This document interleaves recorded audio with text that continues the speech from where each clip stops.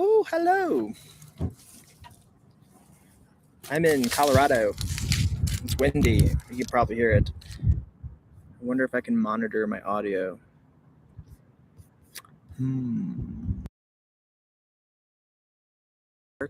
Check mic. Let's see.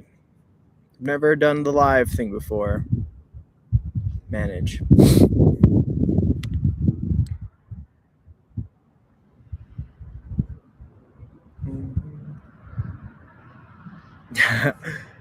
Hi, Brenda. Why can't I hear myself? Hey, my mom's here. Can you guys hear me? Is this working? Please let me know in the comments.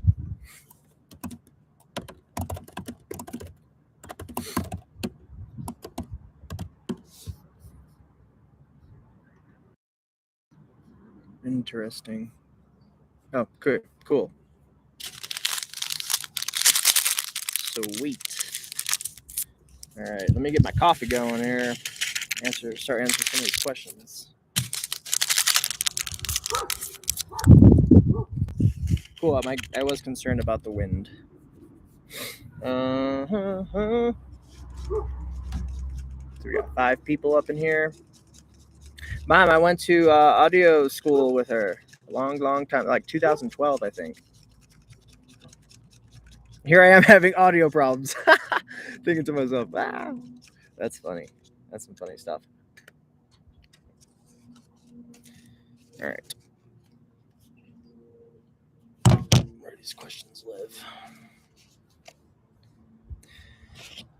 So this thing's being recorded as well, so it'll live on YouTube forever. So I'm going to treat this halfway like a normal video. Phil cannot call me right now. I'm busy. Here's all my questions. Text my best friend back real quick so he doesn't bother me.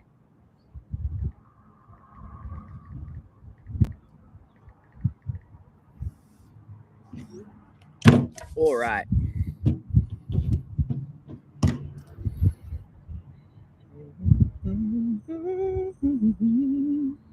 Let's see, which one do I want to start with? There's a lot of them. All right.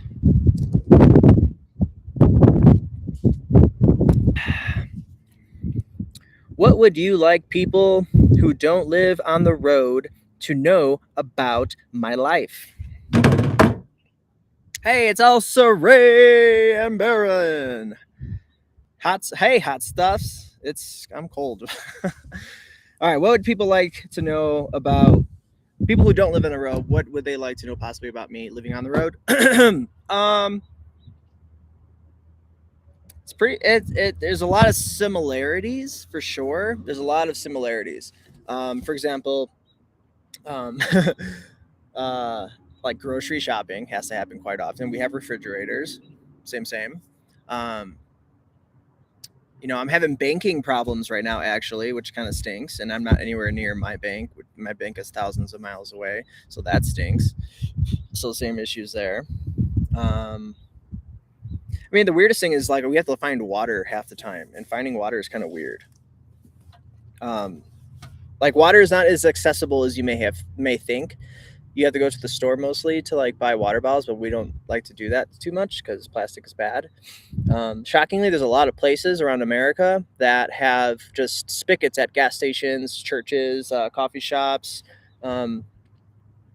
Just you got to get creative sometimes. Yeah, that's actually it. You gotta live very creatively, and I'm sure Baron also could chime in on this too because they've lived on the road for I think was it 5 years or something. You gotta get creative out here. It's pretty wild. There's Phil. Hi, Phil. Thanks. I'm doing all the things. So that's my kind of crappily response to what would you like people who don't live on the road to know about your life. You got to get creative at all times. What would younger me think about now me living on the road for so long?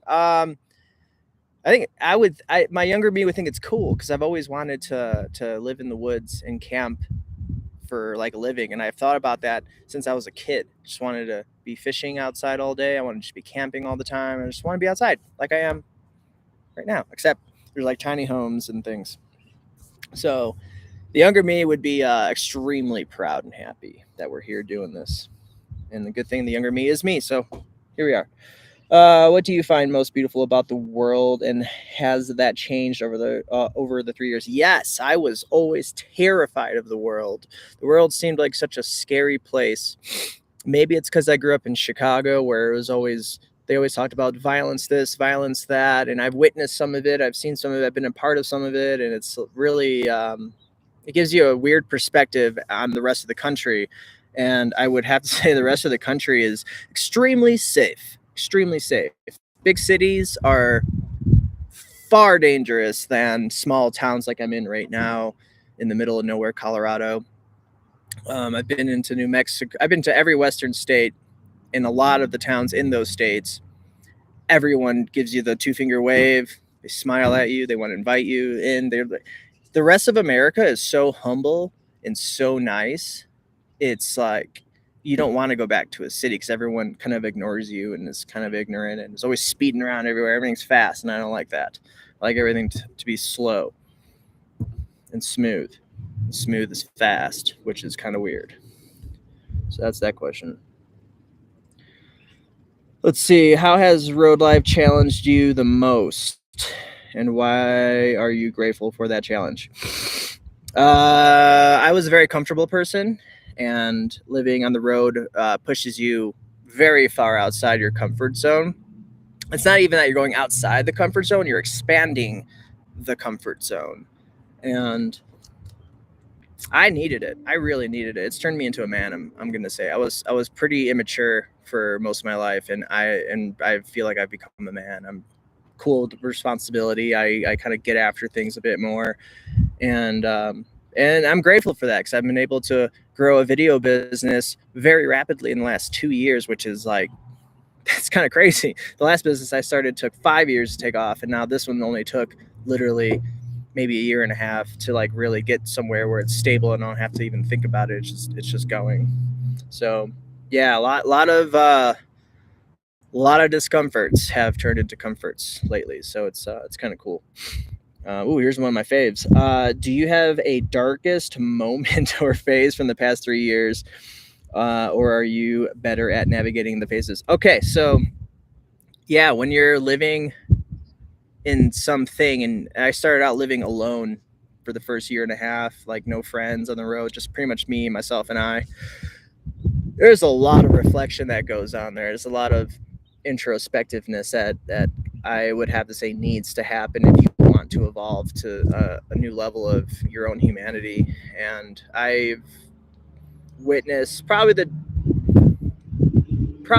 like second darkest phase of my life for sure. Depression's in there 100%, anxiety's in there, but I've learned to understand that sometimes when I'm in those modes, it's almost like I'm drowning in 3 inches of water, and I realize I can just stand up and nothing's wrong ever in my reality.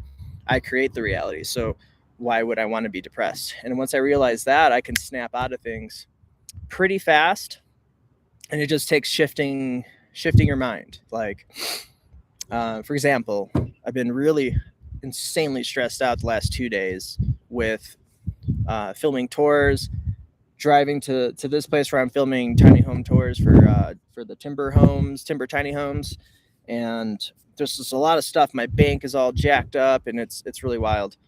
So I just looked at it like everything's just going to take care of itself. That's what I keep telling myself. Everything's going to be fine. It's going to work itself out. I'm very lucky I got Brenda here to kind of help me out if I run out of money, which I'm running out of money because I can't access my bank, and it's annoying, but I'm figuring it out, and it's going to be fine. It's going to be fine. It's going to work out just fine. And that is what I always tell myself when I'm in these dark moments. Everything will be okay. Even if you don't believe it, make yourself believe it, because look how far you've already come, and look back at how many crazy things you had to overcome, and everything just turns out to be okay no matter what. Beautiful thing. Here we go. Do you get to visit with your family often? No. No one wants to come out and visit me. I'm going to just say that out loud. I don't care if I hurt any of my family's feelings on that one. You should come out west. It's fun. It's nicer out here. The weather's great. The sky's always blue. The coffee's good. And it's nice, slow living. And it's good for your psyche. I do go home a lot. I'm going back home the end of June for my cousin's bachelor party. I'm going back in August for my best friend's wedding. And then I'm going back in November for my sister's wedding. Yeah, it's a lot. It's a lot of things. So I do go back often. I will say that. You know what? I go back more often than most of my van life friends, I'll have to say. I wish this was a thing when I was in my 30s. Well, sorry. Did you have anyone to try to talk you out of it at the beginning? No. Nope. I think a lot of my family knew I was just pretty much just doing whatever the heck I want to do. So I don't think it was a big surprise when I started doing this to everyone. In fact, my family's actually pretty supportive. It's kind of crazy. Yeah. So I'm very lucky. Very lucky. I have a really good support system. And in your 30s, I'm gonna maybe guess this was like back in like the 70s. Like I know a lot of people that literally have been doing it since then that are still on the road now, but their circumstances are a little different. What is on your bucket list for camping spots? I would have to say I kind of ticked some of them off. It's really camping out on really big cliffs with like giant views is a lot of fun. So, man, there's got to be one. Probably Canyonlands in Utah. Probably one of the most craziest landscapes you'll ever see. Red rocks everywhere, and I see a lot of my friends camping there, and it looks really cool. So I would probably have to say that. Aside from weather, what has been the biggest obstacle to overcome?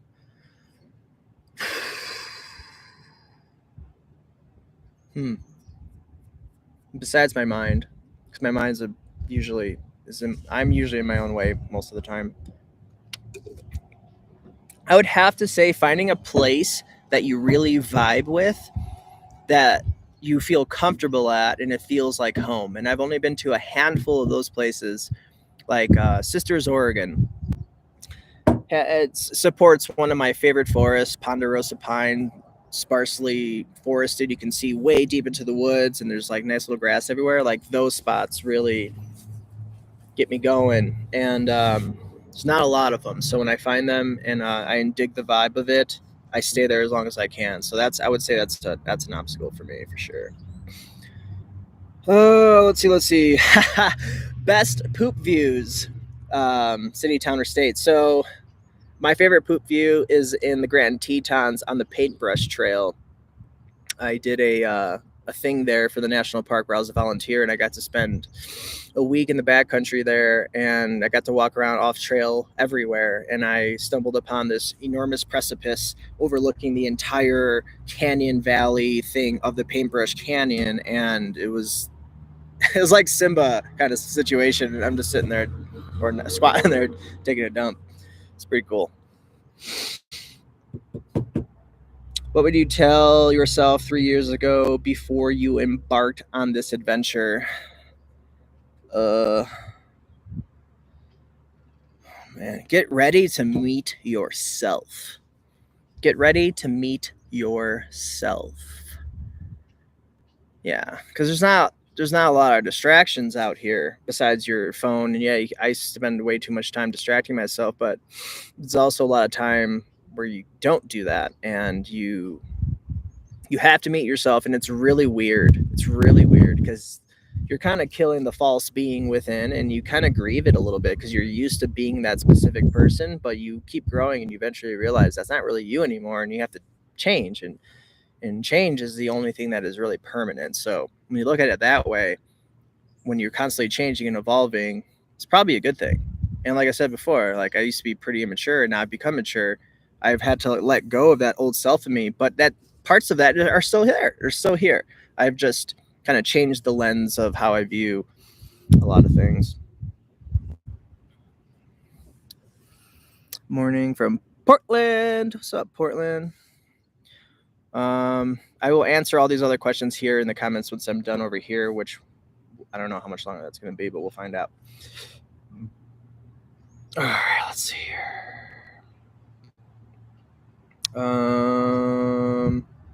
This was actually one of my favorite questions, and I even answered it in my stories. How do you stay motivated to get up and work by yourself every day? That for me is so hard, and I've realized that I need to work in coffee shops around other humans. And I think it's because of being raised going to school. You're just used to being around so many people while you're, working or doing homework, whatever. That's like bled into my adult life, and I didn't even realize it. I work better in teams. I thought I was a lone wolf my whole life, and it's not. That's not the case. I definitely need a pack for sure. I need people that are like-minded to really excel. What's that saying? If you want to go fast, go alone. If you want to go far, go together. I love that. So, yeah, I go to coffee shops now. I'm usually parked up with Brenda, and we just sit in our vans and work. And sometimes that's fine with me because we'll just sit there and chit chat occasionally. But yeah, I have to remember if I'm working on client work, I have to put them first, and I have to completely remove myself from that situation. And then I find the motivation to take care of their work because I care. And if I'm doing my own work, I love going to a coffee shop because I can get creative because everyone's talking, things are happening, and there's different vibes coming in and out, and different thoughts kind of happen. And sometimes a thought will come to you that you never thought you would ever have, and it can be very beneficial for your life. And are your any regrets? How many vans have you had so far? Zero regrets.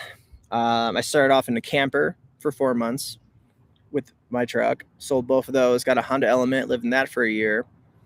I started to outgrow that, and then that's when I started working for Tiny Home Tours, and they had a bus I was able to use, and I used the bus for 8 months. So I lived in a school bus, and I lived in a different school bus for like a week, and that broke down. And then it was fine. And then I took Sage's my editor, Tiny Home Tour editor. He had a bus, and he was transitioning out, so it was perfect timing. So I snagged that thing, and I took it back home. And that's when I bought an Astro van that I'm in now, and I absolutely love that thing. And I don't think I'll choose another vehicle for quite some time. How are you? I'm really good. I got coffee. The sun's shining. There's a little river right back here. Have you ever just felt completely alone, afraid, and like panicked at some point? Yeah. Yeah. It's always kind of weird when you're camped up somewhere kind of remote, and next thing you know, it's midnight and you see headlights coming up the road. Your natural instinct is, oh my God, I'm going to die. And every time that has happened, it's always another camper. It's always another person in a van or a bus or a truck or whatever. And everyone is usually just kind of just dealing with themselves. And I don't know if there's no murderers out in the woods. I think a lot of those things happen when you know someone. So maybe you want to look at your spouse. What else? How long do you realistically think this nomadic lifestyle will fulfill you, and what could be next? As of right now, it's still extremely fulfilling, being able to kind of just go wherever I want to go, which is pretty awesome. It's this weird freedom of knowing that you can just go anywhere in America right now. If I wanted to go to the Smoky Mountains, I can leave there right now and be there in probably a day and a half, 2 days. But it's overwhelming. It's overwhelming because you have the world is your oyster, and it's overwhelming sometimes to choose the next spot. Do you miss your old life? From a friend back home. Pieces of it I do, yeah. I do miss pieces of it. I definitely miss some of my friends because we've just been hanging out together forever. I miss recording music. I used to have a recording studio in my mom's basement, and I did that for like 10 years, and I absolutely loved it. And once I decide to settle down somewhere, I'm going to reopen another music studio and want to give back to communities and record music for kids that are up and coming, high school kids, college people, whoever wants music recorded. I would love to do that. It's so much fun for me. What else do I miss my old life? I miss this place called Fermi Lab I used to do a lot of wildlife photography, and you can see that on my other Instagram, Where's the Bear? And I would literally go there every single day. I have it on my hard drive. You can look, you can see it. I went there almost every single day for months on end, and that's where I learned how to take photos really, really well, because I was just doing it all the time. I miss that place a lot. I miss the forest preserves there, because I knew where all the animals lived, and it was just really nice, and that I miss quite a bit. And of course, you miss other things, in your life, like phases in your life, and that's just where I grew up. So that place is kind of like always has like a thing. I always have a thing for it, but I could tell when I go back, I really outgrew it. So it's kind of hard to miss it, but there are certain aspects. If you could start from the beginning with the knowledge you had now, what might you change? Nothing. Why? Because because I would not have ever expected my career to take the turn that it has taken, and it's so wild and adventurous that I don't think I could literally ever recreate such a thing ever again. The people I've met, the projects I've done, if you read what everything I've done in the last 2 years and understood that I just started videography, you'd be like, you're cheating. How did you get that lucky? And I like to think of myself as very lucky, because I've worked with some pretty crazy projects and never thought it would happen, and it did. So it's just, I'm just over here just manifesting abundance. Is there anything that you wish you had known before you started living nomadically?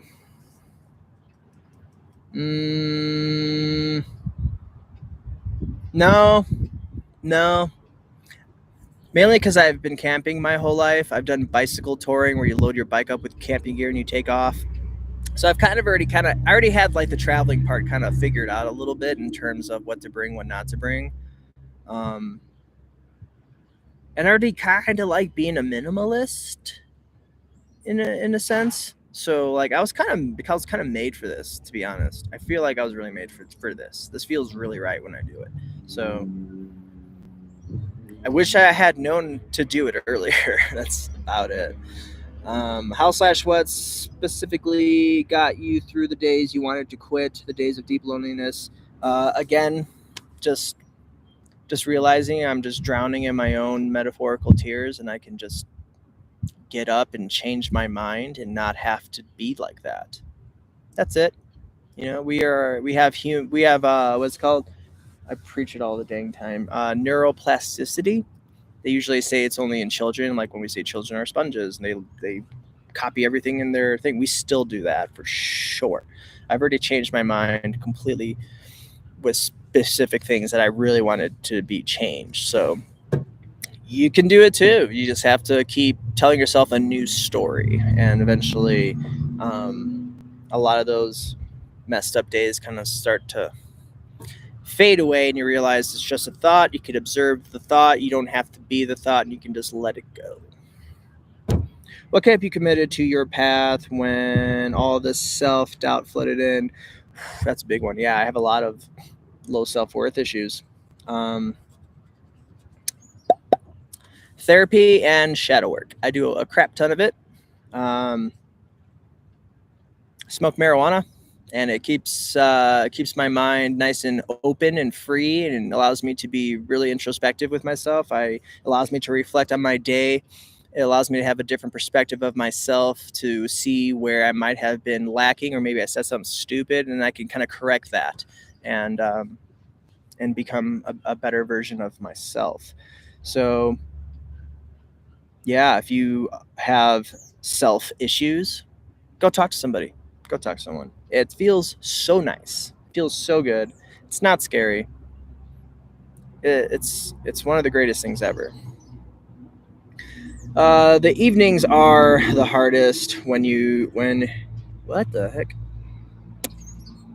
Evenings are the hardest when you were traveling. Hold on. What? I don't understand what that's supposed to say all the way. What did you do to ease the loneliness? YouTube, talking with friends, The internet's a great place to not feel alone. I like to go for a lot of walks. If I'm like really by myself, I'll just kind of aimlessly walk into the woods. Listen to a lot of podcasts. I listen to a lot of things that I can gain some knowledge from. So that's a really good way to distract yourself from being alone. It's a good chance to learn. It's a good chance to add a lot of tools to your life and learn and practice integrating them into your life.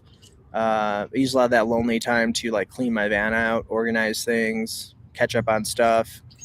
I'm a workaholic, so I like to stay as busy as I can. And there's a lot of days where I literally have nothing to do. So sometimes I'll even just make a video or something. Just keep busy. Keep it busy. This is what I like to do. And it's I don't think it's a bad thing. I don't think it's a bad thing at all. I don't think it's bad at all to keep busy. I think it's bad to stew in the loneliness and further spiral down and implode. So do something constructive.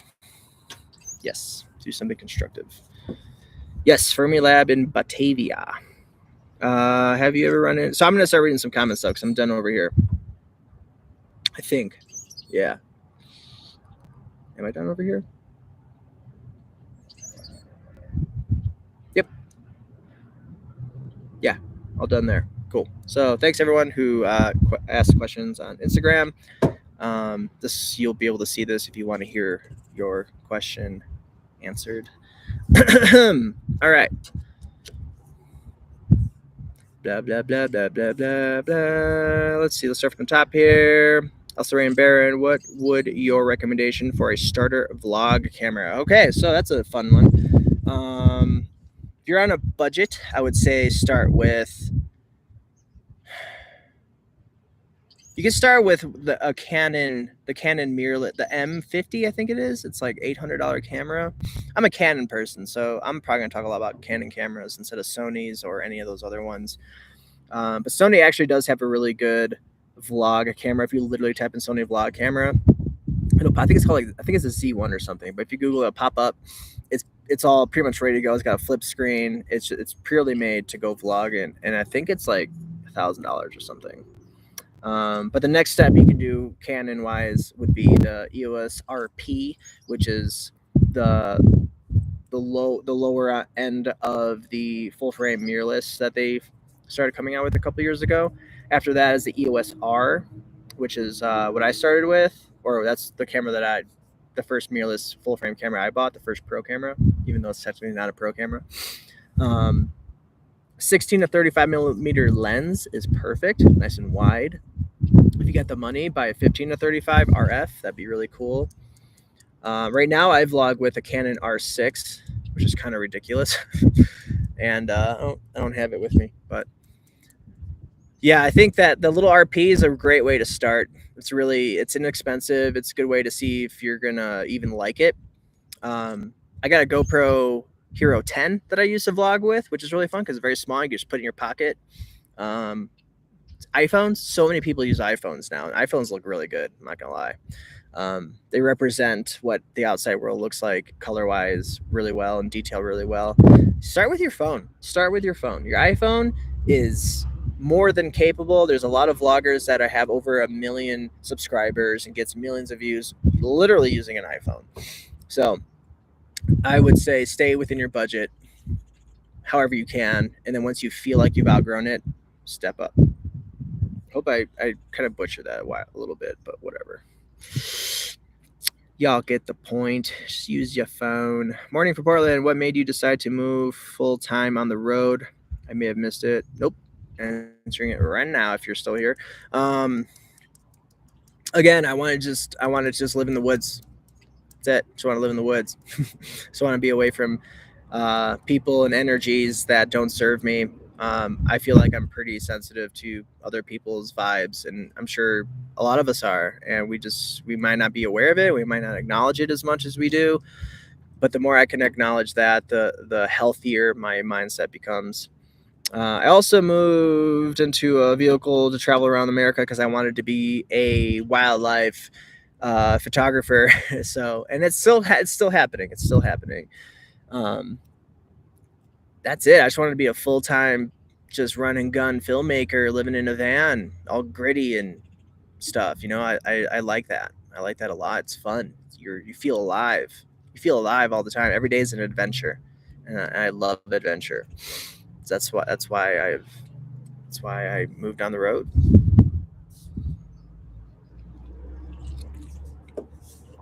Have you ever run into a dangerous situation on the road? No, I have not. I know some other people have, unfortunately. The only weird one that always sticks out is when I was in Sisters, camped out, and this dude came barreling through, and he left his van in the middle of the woods first off, which is already really weird. And the forest people came, or the forest police came by, and they're like, "Hey, like, what's that van doing out there?" I'm like, "I have no idea." Next day, that dude shows up with that van, and he's like, he's on something. He's got 2 kids in the back. He's smoking a cigarette while they're in there, and he starts asking me. He's like, "Have you seen this guy in a red truck? He's taking photos of my kids." And he's like yelling at me like I did it almost. And it's like, no, dude, I haven't seen what you're talking about. And he just goes off on how this guy's doing all these things, and you're just sitting there like, dude, don't make any of your responsibilities my problem. And eventually he took off, and before he did, he's like, "If you want to come back to our bus over there, we're doing a bunch of drugs." I'm like, "No, dude, all good." Felt bad for his kids, but and then, not even kidding, 10 minutes later, boom, red truck is flying down the dirt road. That guy's chasing him in his van. It was like a scene from Cops. It was crazy. And then I got out of there. I was like, this is dumb. This is stupid. I don't want any problems that are not mine. No, leave me alone. In the nicest way, respectfully, leave me alone. Okay. How's the gas prices across America? The highest I have paid is $4 and I think 49 cents in Flagstaff, Arizona. Arizona's been all right. New Mexico, I think I paid $3.80 something. California is, I don't know why people are going there. The gas is $6. Sure, it's gorgeous there, but yeah, I'm not going to get into California. Not a fan, but gorgeous, but not a fan of the politics. Okay, what do you have an idea on when you think you'll be done traveling, settle down? So yeah, next, audio business you mentioned earlier. Yeah. So a lot of my friends are starting to do this. A lot of my friends are starting to transition into buying land and kind of constructing, the home of their dreams. And that is my natural evolution as well, is to eventually find somewhere to kind of call base camp. I just want a base camp first, and maybe even just an office. I even thought about that, just renting a really cheap office somewhere in the middle of the West where I can run out, do a bunch of work, come back to this one place, comfortably work with power and everything. But I'm itching to settle down a tiny bit. I still definitely want to travel a lot because it's really addicting and it's a lot of fun for me. And then the audio business, yeah, like I would love to start up another recording studio. I would love to start doing sound design for film again. Now that I make films, I can just do my own. So there's going to be a nice studio built for audio and video. And then I was a mechanic for 15 years, and I would love to have a garage where I can just tinker away on something. That'd be stupendous. All right, what are some of your favorite places to stay? Cottonwood, Arizona, which is 30 minutes south of Sedona. Sedona has become a less desirable place for sure. It's very crammed with people. The internet is atrocious, and Cottonwood has everything that you need to survive. It's got a Walmart, a Safeway, Planet Fitness, laundry. It's got a really cool downtown with a good barbecue place and a pizza place and brewery. So it's a nice small western town, and it has really, really fast internet. It's got really great places to camp outside of town that are really close by, and it has my favorite coffee shop in the entire country called Fire Creek. And I spend most of my time in Cottonwood during the winter months. Tucson, is really cool sometimes. um, where I'm at right now is becoming one of my favorite places as well. I'm not going to reveal where I'm at though, but it's southern Colorado is super cool. Where else? Las Cruces, New Mexico. I love that place. Sisters in Bend, Oregon, of course. Flagstaff is I love Flagstaff. Flagstaff is really cool, and they have a Fire Creek place there as well, so that's really nice. Where else do I like? The Elver Desert in Oregon is really cool. I like going to Yakima, Washington, mainly to hang out with my friends, the Wojiks. Greatest people alive, and changed my life. They changed my life, and so I love and they live in the great part of Washington. They live in the apple country, cherry country of Washington. I love cherries, so I get the freshest cherries when I go there. They're like just picked, and well, not just picked because they freeze them for a year, and then you're eating a year-old fruit most of the time. Everyone, by the way, so but still, pretty much right from the source. I love going there. Utah is whatevs. Nothing in Utah really has captured my attention. The Tetons, oh my god, I love the Tetons. Wyoming, Jackson Hole, cool place. Heading to Montana this year, so I'll probably find some new spots there because I haven't really messed around there. Salmon, Idaho is a really, really cool old western town that I love a lot as well. Nevada is pretty dope to travel through, not to really stay around, for me at least. That's kind of about it. The Palos? What is that? I gotta Google that. I don't know what that is. Boop, boop. Google. Oh, Falls? Falls, maybe. Yeah, it's North Central Idaho. Yeah. Yeah. Oh, wow. Oh, wow, that looks crazy. All right. I love grasslands and savannas. Wow, okay, I'm going to add that to my list of places to go. Thank you. Cool. I would love to go there. I've been blabbing for almost 40 minutes, and there's only 7 people watching. No problem, though. No problem, though. Let's see, what else?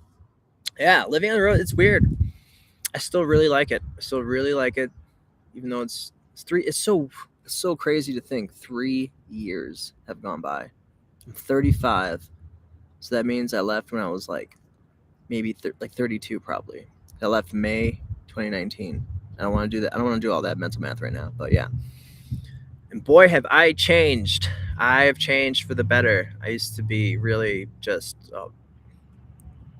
in my opinion, I was just a slimy, not aware person, and now I'm the opposite of that. Being aware of like your downfalls and what you're doing and how you're talking to people and being really, really conscious of that is very powerful, because then you show up in the world differently. And I've learned so far with meeting so many people, for filming tiny home tours. I filmed probably over 100 plus tours, so I have to meet so many new people, so many different people, that I have to be so aware of what I'm saying, what I'm doing, how I'm showing up, to make sure I'm not rubbing them the wrong way. And it's probably been one of the greatest lessons I've learned in my life, because life is all about how you interface with your reality. And if you can interface with your reality really, really well, you're going to do really, really well. So I'm really trying to hone that in a lot more. I would love to be ultra successful so I can give back to my community, my family, and my friends. That would be awesome. Hello, Baron. Just come drink some coffee over here, dude. What else can I talk about? I'm gonna only go for 1 hour, and that's it. 20 more minutes, because I like talking.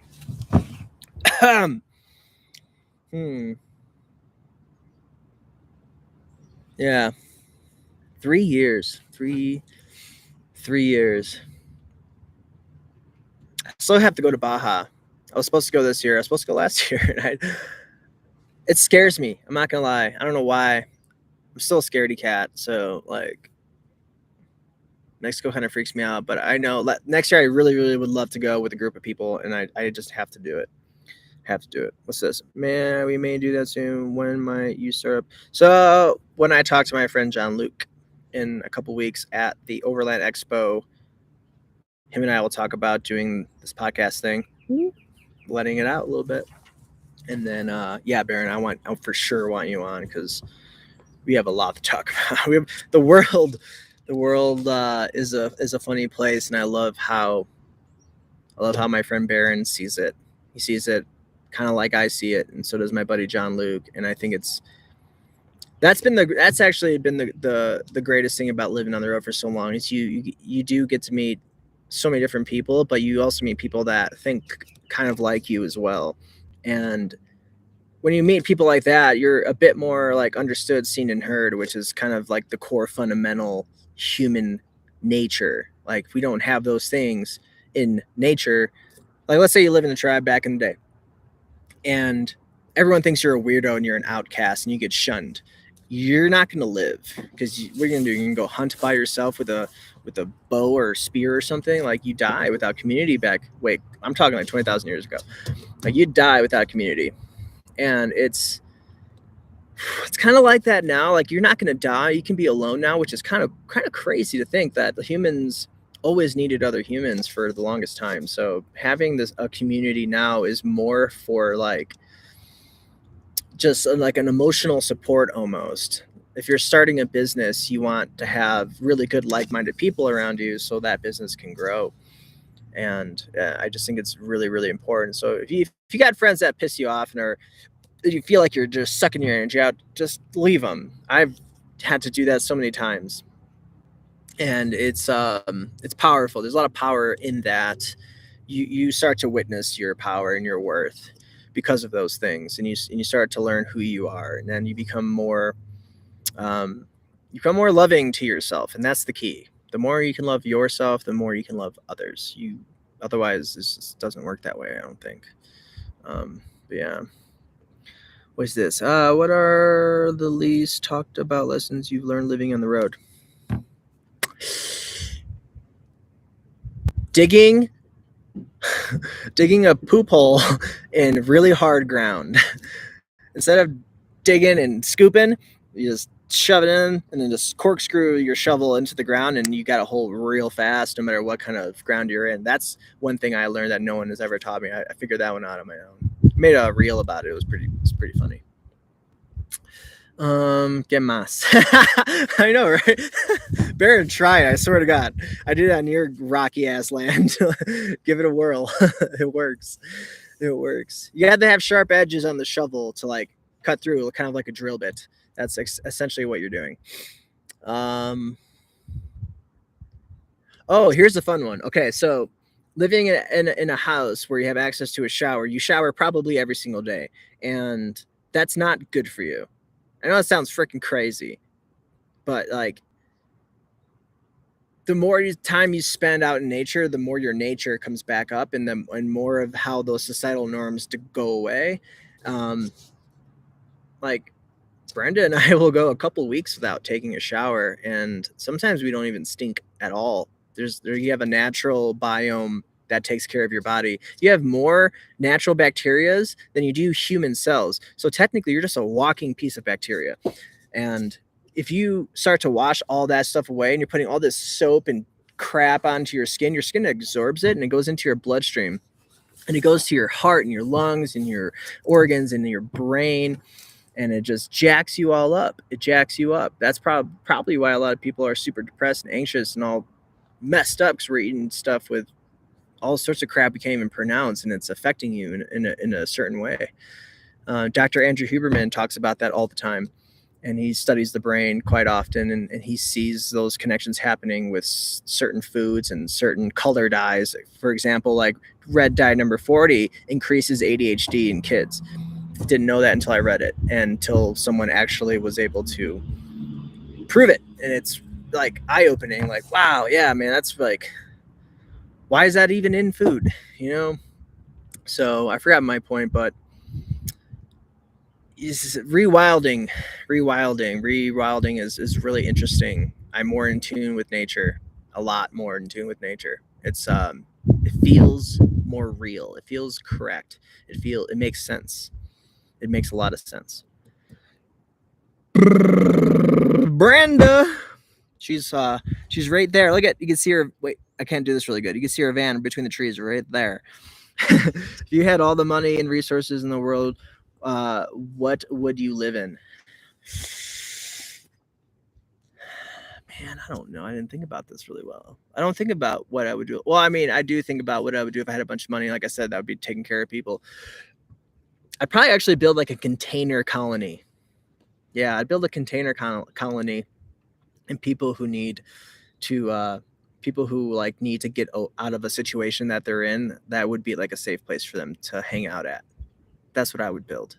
Yeah, I would build that. And you know what? Not gonna lie, for myself, I would build a Sprinter. I would. 4x4 Sprinter, I would totally do it. Why? Because they're dope. That's why. I like aesthetic, and Sprinters are cool looking. I love my Astro. I'm keeping my Astro probably forever. And with said money, I would probably, if I had all the money in the world, I would just redo every single thing on that Astro. I would chip all the rust off, new, like everything brand new, big lift, overland, just yeah, big overlander on the Astro, and have a Sprinter for when I'm feeling bougie.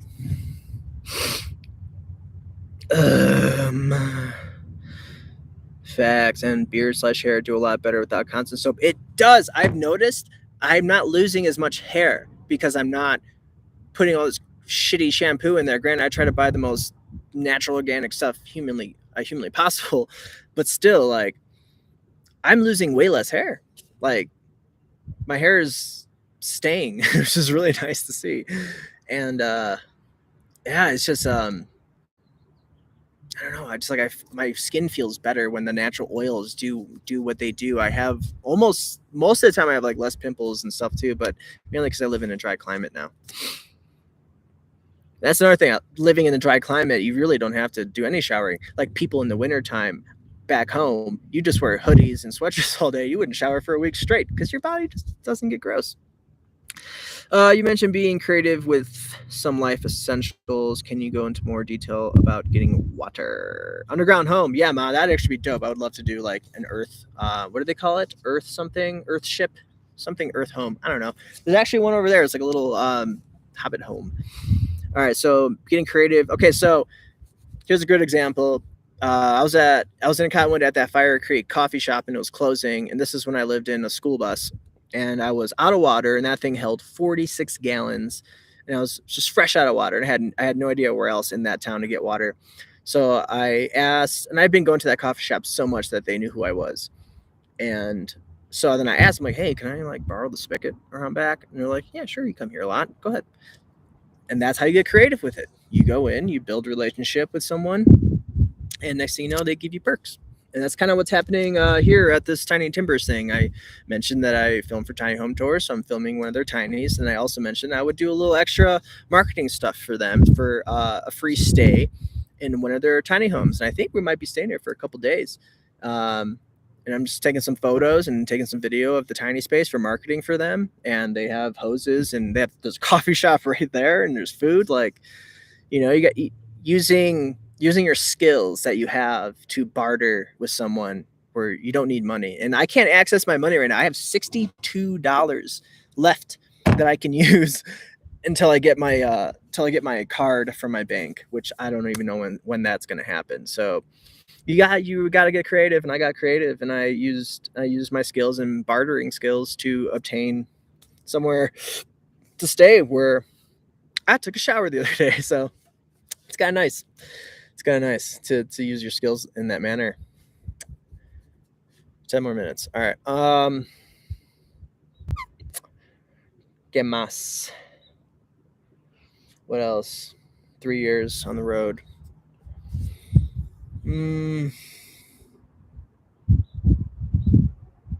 It's tough because it's just my life. It's just my life now. I can't really see my life going really any other way currently. Except I would love to have a home base out west somewhere. like a nice little container home I could just kind of come to and kick my feet up on a couch. Oh, that's one thing that I miss and Brenda misses. We miss like sitting down on a couch and watching TV. Like I probably have only done that a handful of times living on the road. Yeah, sure, I'm in my van laying in my bed with my phone or laptop watching whatever, but it's just different when you're sitting on a couch watching TV and you can just get up, go to the bathroom, go to the kitchen, do a bunch of things, and go right back. And in the van, you just got to step outside, pee on the ground, and your snacks are kind of right there anyways. So I feel like it makes you a little lazier. I'm pretty lazy. I mean, humans are naturally inherently lazy because you gotta be efficient with yourself. So, but I think living in my van makes me even lazier. So that's another reason why I like to go to coffee shops, is so I can kind of get into that, get that mental momentum going to do work. I don't have a dog either. A lot of people are like, "Why don't you have a dog?" It's like, well, I don't want all that responsibility. It's already hard, not hard, but like I've never really been able to just be alone before. So it's kind of nice just being alone and having almost close to zero responsibility. It feels really nice. It feels very nice. But lately I've been having to give myself more responsibility because like this year I created like a little mantra for myself because I just turned 35 this last November. So I'm saying in my head, 35, I'm going to thrive. And I am right now. I really am. Things are going my way, and it comes with more responsibility and becoming more mature and turning more into a man. I'm ready to take on a little bit more of that responsibility, little bite-sized chunks. So really excited to see what happens at the end of the year. Maybe I'll do like a recap video about that, see where I am now and then, what kind of new jobs I'm going to get, and what kind of crazy adventures I'm going to go on. The elevation here, like 8,000 feet or something. 7 more minutes. I eat healthier on the road. I eat very healthy on the road, mainly because my fridge is only like that big and like that deep, so I can only keep so much. So now my diet mainly consists of meat, fruit, and rice, and eggs, and a pastry once in a while. I've been into soup lately. The last few days I've been into soup a lot. I got ground elk meat, and I'll put that in the soup. My God, that's hearty. So that's a lot of fun. I'm learning salads hurt my gut, so I have to try different kinds of vegetables in my food and probably have them cooked so I can digest it better. Yeah, so eating healthier. I feel healthier. Like I haven't really gained any weight. In fact, I've most likely lost weight for sure. My back hurts a little bit more from so much driving, but I've also been doing a lot of stretching. So that's really nice. It feels really good. What's your favorite podcast besides Joe Rogan? I've been listening to a lot of Full Send podcast. I've been listening to a lot of Mike Tyson. Mike Tyson is one of the wisest men I've ever heard speak in my life. His podcast is really good. I listen to Two Bears, One Cave. It's these two comedians who are just raunchy as hell, and that's like my like when I get like a little too deep into like spiritual learning and like stoic learning and Taoism learning. Like when you get too much of that serious stuff in your head, you need to like kind of eat some, like watch some junk stuff. I watch Two Bears, One Cave, and they just talk shit like men do, and it's nice. It's nice sometimes to just hear people talk about farts and being drunk. Like you need that. I think you need a little junks for your brain once in a while. Got another 4 minutes here. So yeah, those are my favorite podcasts I listen to right now. Slowly getting back into music. Slowly getting back into music again. Finding some cool bands lately. I'll tell you the one that I've been listening to. La da da da da da. It's called In the Moment Revolution. Of course. I am a rebel without a cause. I don't know what else. There's 8 of you watching me. I don't know who you are, but if you have anything else you want me to talk about or ask or whatever, holla. That battery is done charging. I don't know where my other batteries are. Yeah, so I'm filming tiny homes here, which is kind of fun. Very excited about that. Who'd have thought that'd be my job, filming tiny home tours? Wild. Super wild. I didn't even know that was a thing. That's the problem. No, okay, that's not the problem. I'm not gonna get too preachy about this stuff, but like there's such an opportunity for employment on YouTube, and it's extremely underutilized. There are so many creators out there. Even with 100,000 followers, they're making really, really good money. And they usually have like some kind of helper, assistant, maybe an extra editor, maybe an extra filmer. Like there's so many available options and jobs on YouTube. It's out of control. As you can see, like this is happening right now, and I am monetized now. So I'm literally making money just talking, and you can do it too. And it's really awesome. Or I tell a lot of folks, whoever your favorite creator is, hit them up and be like, hey, do you need help with anything? You never know what could happen. I had no idea this would happen with tiny home tours. I was in my mind, and I've seen them pop up before. I'm like, oh, they probably have enough videographers. Oh, I'm not good enough for that. La la la la la la. Until my friend Jesse's like, shut up. She texts, Chris, who runs tiny home tours. Next thing you know, I am now the lead videographer. Wild. So you just never know. You never ever know what that path will bring you. And if you think you know, trust me, you don't know.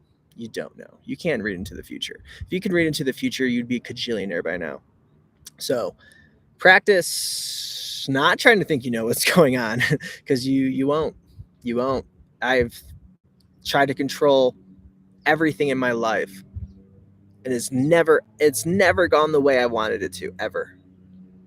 But the outcome is always greater than I ever thought. So that's where I just kind of surrender to the process of the universe, and I just let life unfold. And when I let that happen, amazing things happen. It's just the wildest thing ever.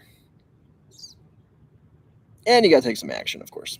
You can't just sit there and just manifest from your brain. We're not Jedis. Or maybe we are. We just haven't figured out how to tap into that. 30 seconds, and I'm gonna be done because I got other things to do. Yeah, so I'm just gonna keep on keeping on with this YouTube thing and see how far I can go with it.